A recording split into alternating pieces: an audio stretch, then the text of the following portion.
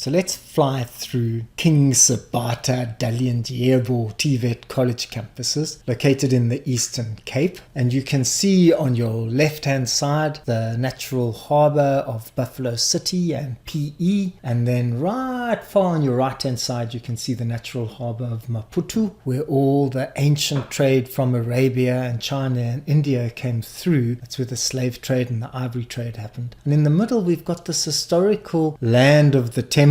And Chief Sabata dalindyebo was one of their most respected leaders. So we're going to try and tell the story through him and what happened to him over the 20th century, because it's also the place where you have Nelson Mandela and Walter Sisulu being born, and it's also the place of Kaiser Matanzima, the great exploiter of the apartheid system to a point where he tried to gain power for himself through the Transkei and effectively tried to challenge the leadership of Sabata dalindyebo. So there's a whole complex story over here. As we fly in, the first thing I want you to look for is the two big rivers in which this area is located within. On your left, you've got the Mbashi River, and on your right, you've got the Mzimvuba River, which we're going to fly straight in and through. Now, that historically is the division line between Eastern and Western Pondoland, and just recently, the Western Pondoland chief has sold some of the territory supposedly illegally. It's not really going to happen. He sold it to the Chinese so they can set up a fishery, so they can start to plunder our fishing resources. Not that they're not doing that already. So this issue of chiefs, we're going to kind of have to interrogate quite critically as we go through this. Now, the first TVET campus we're visiting is the Umgazi campus. And just briefly to say, I've been blown away by the astonishing splendor of this terrain. It offers office administration, water and waste treatment, and it offers business management. But I did chuckle when I was going through the website and reading about it, because KSD's own website says something like this. This is located in a place of tourism and maritime riches, and it should be doing programs offering tourism and hospitality and maritime and environmentally related programs, but it doesn't. So it was quite interesting to read that. Now we're pulling out from Umgazi and we're going to the Laborde campus. It's very poor. 85% unemployment in the area, seriously struggling with issues to do with poverty. Now, this campus offers the NCV in engineering and related design. You can do safety in society. And it also offers artisanal development program, which I think is a really important development that DHET's been working with. Basically, the idea is rather than the students rocking up, doing some kind of qualification and not being able to get a job, what's happened is government, business and the TVET colleges have come together. And it's like a 3-year program where what happens is the TVET does the theoretical component. They either then help with the practical component, or they get someone in the area to help do the practical training. And then crucially, the students get employed by a company where they actually practice and learn the skills to actively become an artisan and then qualify. And the government's offering all sorts of tax relief. You basically get a 50% cut in your costs if you do employ one of these artisans. So there's real hope that that intervention is going to make a difference, both with the nature of the skills that TVET colleges are offering and the nature of employment students can find. Now I'm pulling out quite deeply and backwards so we can get a sense of the contrast between that deep rural, and now we're going to the Mthatha campus, which is located in the old historical capital of the Transkei, and we're flying over the Mthatha lake. But what I want you to look for is on your right you'll see the Mthatha airport. Now that airport used to be called the Kaiser Matanzima airport. Kaiser Matanzima, the leader of the Transkei.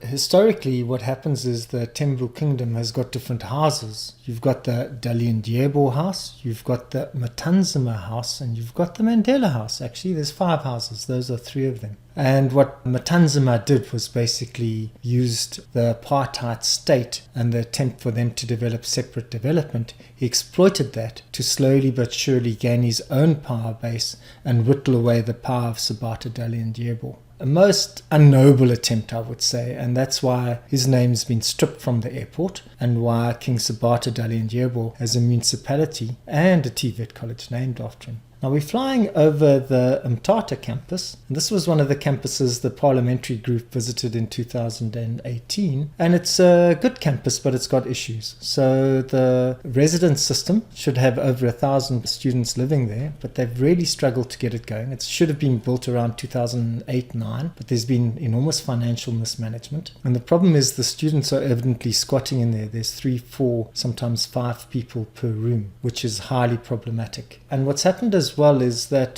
Eskom's contributed through an electrical workshop, and you can also find a mechanical workshop and a plumbing workshop, and they do all sorts of the artisanal development programs I was talking about earlier. But a key thing to know about the electrical workshop is that the initial people who benefited from it was the lecturers. It was the lecturers who did the artisanal development program, because the lecturers don't often have any practical experience. They're often just ex-students who've landed up staying there and start to teach the course because they've gone through the course themselves, which is a highly problematic situation, because then it means you're replicating the situation, and the students who go through their hands don't have the practical experience and they don't have the work integrated learning experience. So it's excellent that the electrical workshop was actually used to skill up the lecturers in their own practical skill level. Now this Zimbabwe campus basically offers the native in HR. You can also do public relations management, you can do marketing management, and you can do business management at this spot. It used to be the former Department of Labour Training Centre that got taken over.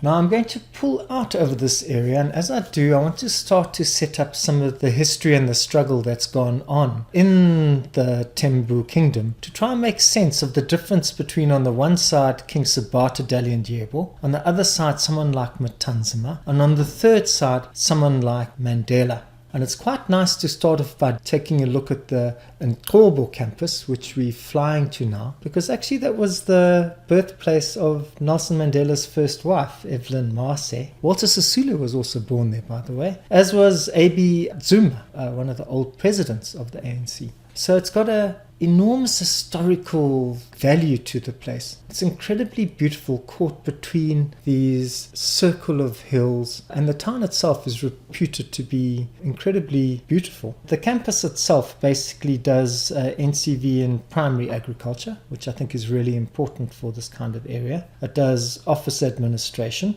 and you can do the native in HR management, and you can do it in public relations.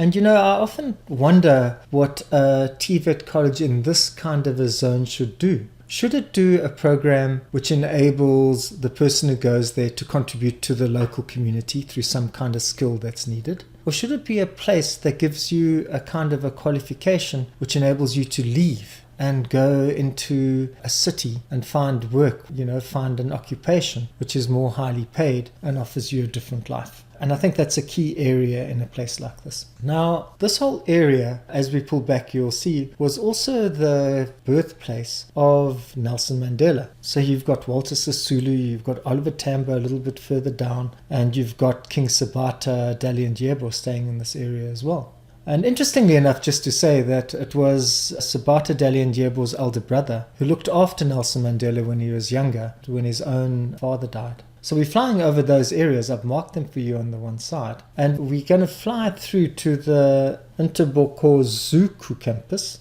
And as we're doing that, I've kind of slowed it down so I can just talk a little bit about the difference between these three kinds of positions. So on the one side, you have someone like King Sabata dalindyebo, who's a traditionalist, who fought hard to keep the traditions of his community going and tried to keep his community together, but in a traditional way where you've got the chief, you've got the homestead, which has got a gendered division of labor. The boys go and look after the cattle, the girls get water, the women do the agriculture and clean the house, the men build and drink lots of beer.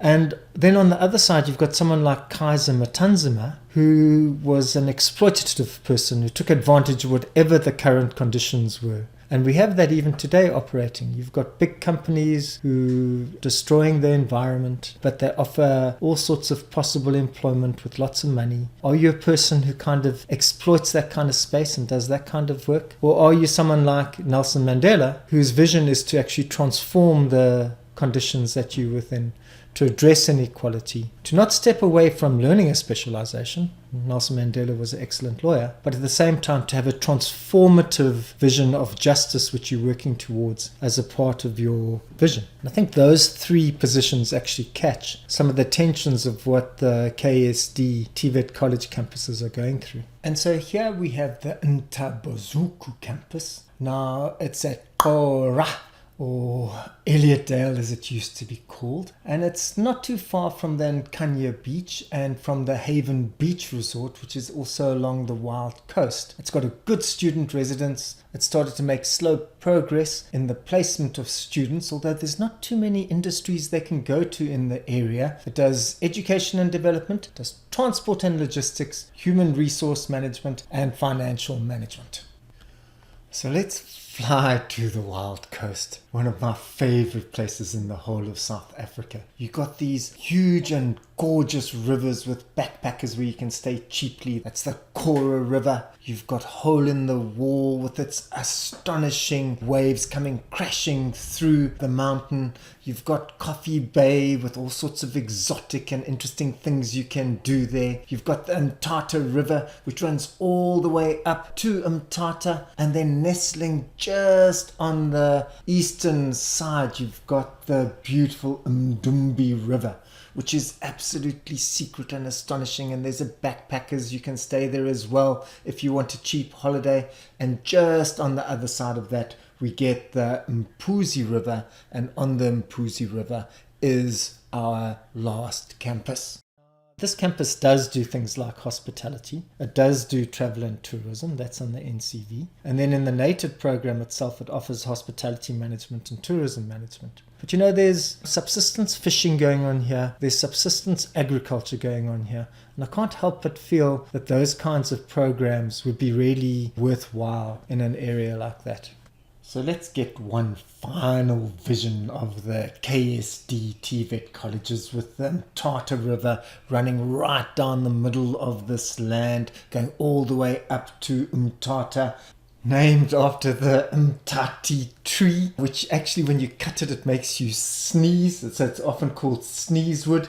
Use the bark for snuff, and you can use it to actually put it on warts. And so you have Mthatha, the main city of the King Sabata dalindyebo local municipality, and also the capital of the OR Tambo district municipality, with the Mzimvubu River as your natural boundary on the left-hand side with Port St. John's, and then on your right-hand side you've got the Mbashi River forming a natural boundary as well, with KSD College trying to work all these contradictory logics between traditional chiefs and old historical homeland leaders and the birthplace of our many revolutionary leaders like Oliver Tambo and Nelson Mandela.